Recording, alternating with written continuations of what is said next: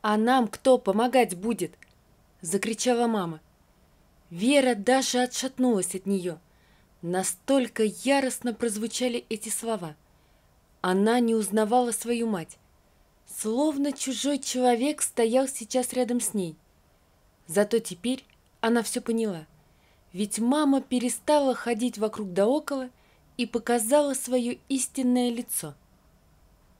Вера — симпатичная молодая женщина 28 лет. Живет с мамой, отчимом и младшим братом. Мать развелась с ее отцом, когда девочке было 15. Папа ушел в другую семью. Оказалось, что он долгое время жил на две семьи.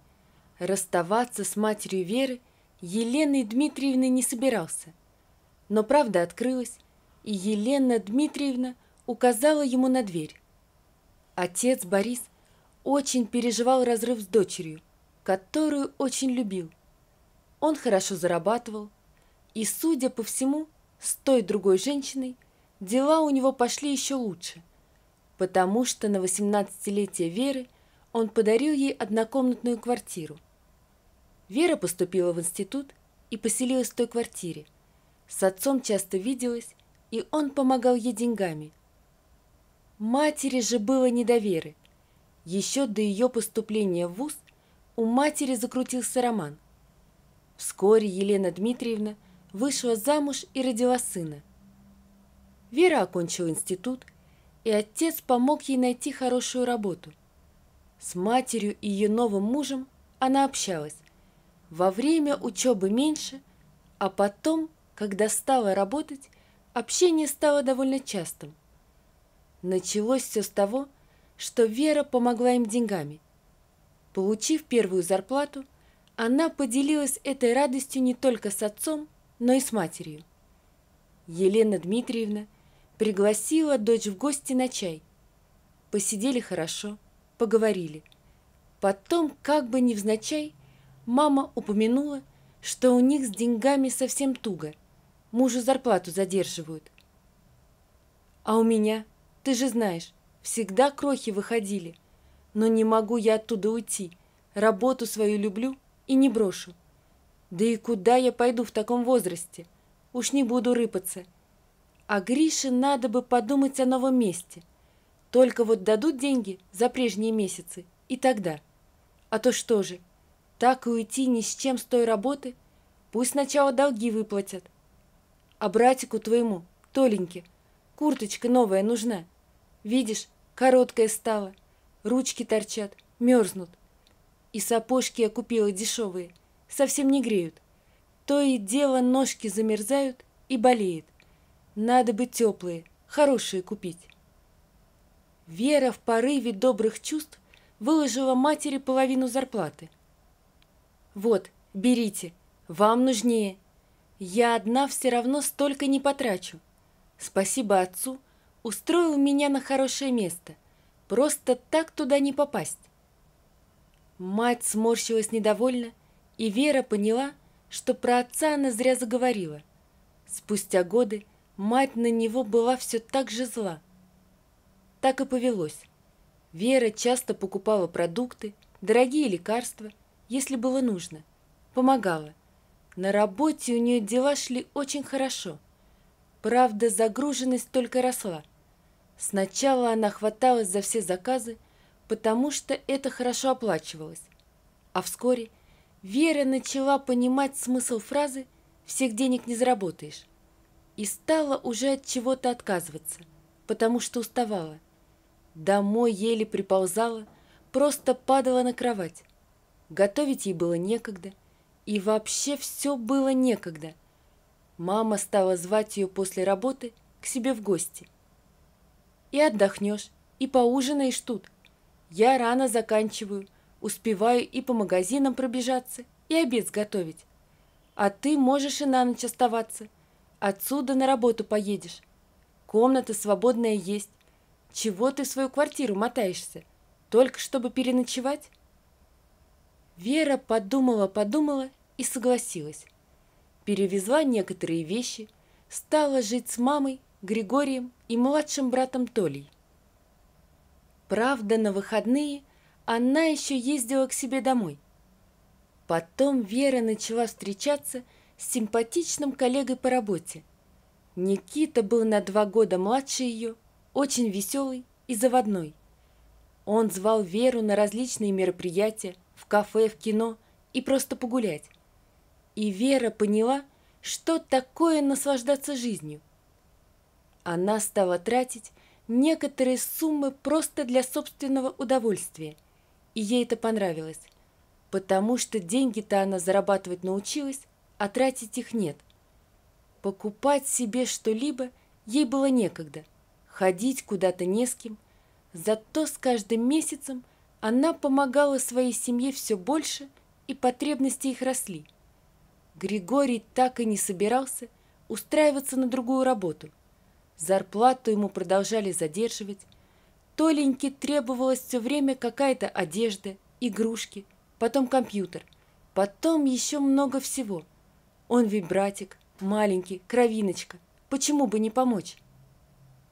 Никита раскрасил жизнь загнанной работой и помощью родственникам Веры в яркие цвета. Она влюбилась, переехала обратно в свою квартиру и стала там жить с ним. С мамой, однако, контакт не теряла, часто звонила, разговаривала. Конечно же, делилась радостью, говорила про свои чувства. Более того, дело шло к свадьбе. Один раз Никита и Вера приезжали к Елене Дмитриевне вместе на чай, чтобы познакомиться. С тех пор мать сначала косвенно, а потом прямо стала намекать и говорить о том, что нужно повременить с таким важным решением, что она переживает за Веру, и Никита ей не очень понравился, и что он может оказаться ненадежным человеком, и как бы потом не пожалеть. Так и получилось. Соне позвонила какая-то молодая женщина и сообщила, что давно уже ждет ребенка от Никиты. И пусть Вера не стоит у них на пути. Звала ее навстречу в кафе, чтобы поговорить и доказать свою правоту, если она не верит. Вера поверила и в кафе не пошла. Зачем усиливать свои страдания? Они расстались с Никитой, который, к слову, клялся и утверждал, что не знает никакой беременной дамы. Просил показать ее номер телефона, чтобы позвонить и выяснить, кто так глупо пошутил и разыграл Веру. Только Вера в порыве гнева очистила весь список звонков, а Никиту прощать не собиралась. Она безоговорочно поверила звонившей, главным образом потому, что всегда сомневалась в нем. Эту мысль ей активно привила мама. «Он тебя младше, он слишком общительный и несерьезный», — говорила Елена Дмитриевна. «Почему он после работы не всегда идет с тобой домой, а задерживается? С кем он проводит время?» Вера знала, что у Никиты ненормированный рабочий день, и не думала о плохом. Однако мама продолжала сеять в ее душе сомнения. И теперь все эти сомнения подтвердились. Никита обманывал ее. Вера впала в депрессию. Одной дома находиться ей было тяжело, и она переехала к матери. Квартиру стали сдавать. Деньги за аренду Елена Дмитриевна брала сама. Вере тогда было ни до чего. И зарплату Вера почти всю отдавала матери, оставляя себе небольшую сумму. Ей было не жалко денег на помощь своей семье. Спустя некоторое время Вера кое-как выкарабкалась, стала улыбаться и хотя бы чем-то интересоваться. Конечно, важную роль в этом сыграла ее любимая работа, тотальная занятость и, что самое главное, Никита, который перешел работать в другое место, больше не попадался ей на глаза. Так и жили. Личная жизнь после разрыва с Никитой у Веры не клеилась. Она боялась обжечься и никому не доверяла. Однако время лечит, и Вера вскоре встретила свою судьбу. Именно так. Мужчина понравился ей чрезвычайно. Костя спустя месяц после знакомства объявил о своих чувствах и сделал Вере предложение. Вот тут-то и подняли голову все страхи, находившиеся в душе женщины. Она испугалась, что история может повториться. Тогда с Никитой все тоже было хорошо, и они тоже собирались пожениться. И чем все кончилось? На самом деле были существенные отличия от тогда. Вера инстинктивно боялась кому-либо рассказывать о Косте, и матери особенно, и до поры ей удавалось скрывать свои отношения. Костя знал, что она живет с матерью. Правда, о том, что у нее есть своя квартира, даже не догадывался. И в один из дней предложил съехаться. «Переезжай ко мне, у меня своя жилплощадь. Поживем пару месяцев вместе, а потом, как ты хочешь, сыграем свадьбу летом. На самом деле, я не ждал бы ни минуты. Я так люблю тебя». Костя смотрел на Веру с нежностью, а она все прокручивала в голове разные ужасные сценарии. «Потому что так хорошо просто не бывает», — думала женщина, разрываясь между своими сомнениями и желанием просто жить и любить. «Я тоже люблю тебя, но я хочу убедиться, что мы подходим друг к другу до свадьбы, и, наверное, пора уже рассказать о наших отношениях маме и познакомить ее с тобой». Елена Дмитриевна приняла в штыки новость о том, что дочь переезжает к своему будущему мужу. Новости обрушились на нее внезапно. Она опешила, стала приводить разные, не очень убедительные доводы, почему дочери не стоит съезжать. Но Вера была тверда в своем решении. Скандал набирал обороты, и в конце концов мать, потеряв остатки самообладания, сжав кулаки, закричала: «Ты не посмеешь бросить нас! А кто нам помогать будет? Выйдешь замуж, родишь ребенка и забудешь о нас? Мы планировали ремонт. Я уже выбрала путевки на лето. Кредит на машину нужно отдавать и...» «Мама?»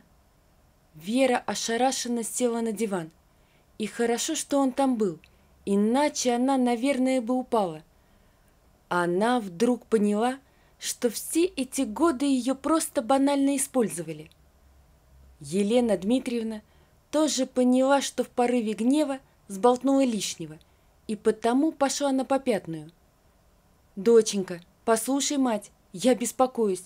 Вдруг он окажется таким же негодяем. Помнишь, как тебе было плохо тогда, когда тебя Никита предал?» Но Веру было уже не сбить с толку. Она все поняла. Мысли закрутились в ее голове с бешеной скоростью. Она подумала о том, что наверняка не было никакой беременной от Никиты женщины. Это мать все устроила, тот звонок. И сейчас, и тогда Елена Дмитриевна беспокоилась только о себе и своей обеспеченной жизни. Ведь замужеством дочери она лишится солидной денежной прибавки. Больше ничего ее не волновало. Костя на своей машине приехал за вещами Веры. В тот же вечер Вера позвонила и рассказала ему обо всем. Так и познакомились. Мать молчала и с ненавистью смотрела на дочь, которая складывала вещи в сумки. Вера ни минуты не хотела больше оставаться в доме матери. И еще, при поддержке Кости, она потребовала у матери ключи от своей квартиры и сведения о жильцах, которые там сейчас проживали. Она решила взять все в свои руки. Когда вернулся Григорий с работы, он застал момент, как Вера и Костя выходили из квартиры с вещами. Он равнодушно поздоровался, прошел в квартиру и стал разуваться. Вере показалось, что ему было глубоко все равно. И брат Толя все это время играл в соседней комнате на компьютере, который, к слову, был куплен на Верины деньги, и ни разу даже не вышел, чтобы узнать, о чем так ругаются сестра и мать. Он рос такой же эгоистичный. Было в кого.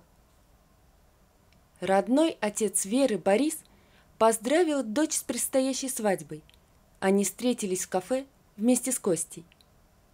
«Я рад за вас, ребята. На свадьбу-то позовете?» – спросил Борис, улыбаясь. «Конечно, папа», – сказала Вера. Она была счастлива. «А как же с матерью быть? Елена едва меня увидит на свадьбе», – начал был отец. «А никак», – ответила Вера. Она заявила, что я ее предала и что знать она меня не желает и на свадьбу не придет. Вот так. Разбаловала ты их, Верочка. Будет тебе урок. Ничего, дочка. Разное в жизни случается. Главное после этого сделать правильные выводы. Давайте не будем о грустном. Константин, ты обещаешь мне любить и оберегать и защищать мою дочь? Шутливо и торжественно спросил Борис. Конечно, улыбнулся Костя, как зеницу ока. Вера смотрела на отца и Костю и думала о том, как сильно любит их, и как хорошо, что они у нее есть. А мать пусть живет, как умеет, Бог ей судья. Вот такая история, друзья. Напишите, пожалуйста, что вы думаете об этой истории.